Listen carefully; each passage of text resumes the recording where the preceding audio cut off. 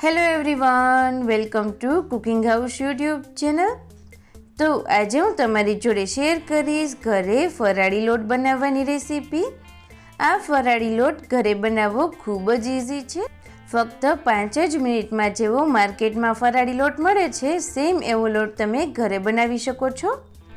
અને આ ફરાળી લોટનો ઉપયોગ કરી અને આપણે ઘણી બધી ફરાળી રેસીપીઓ બનાવી શકીએ છીએ, જેવી કે ફરાળી રોટલી, ભાખરી, વડા, સમોસા જેવી બહુ જ બધી ફરાળી વાનગીઓ તમે ફક્ત આ લોટનો ઉપયોગ કરી અને બનાવી શકો છો.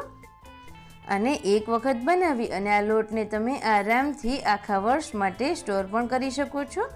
તો આ વિડીયો જોઈ અને આજે જ ઘરે બનાવજો. આવી જ નવી નવી રેસીપીઓ સૌથી પહેલાં જોવા માટે આ વિડીયોની નીચે આપેલા રેડ બટન ઉપર ક્લિક કરી ચેનલને સબસ્ક્રાઈબ કરી દો અને બાજુમાં આપેલો બેલ બટન પ્રેસ કરી દો, જે કરવું બિલકુલ ફ્રીમાં છે. તો ચાલો હવે આપણે જલ્દીથી ફરાળી લોટ બનાવવાની શરૂઆત કરીએ.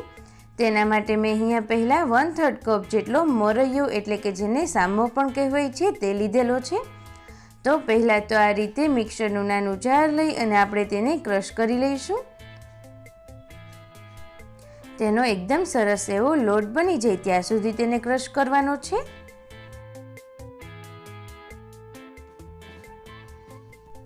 તો તમે જોઈ શકો છો બિલકુલ આ રીતેનો લોટ બની જાય એ રીતે તેને ક્રશ કરવાનો છે.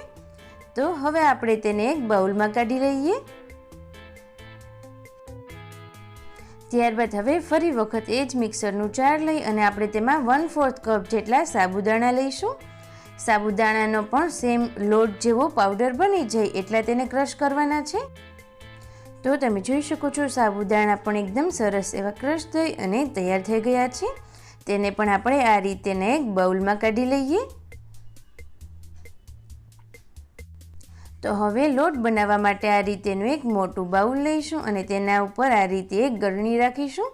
ત્યારબાદ તેમાં ક્રશ કરેલો મોરૈયો અને જે સાબુદાણા છે તે એડ કરીએ અને તેને એકદમ સરસ રીતે પહેલાં તો ચાળી લેવાનું છે.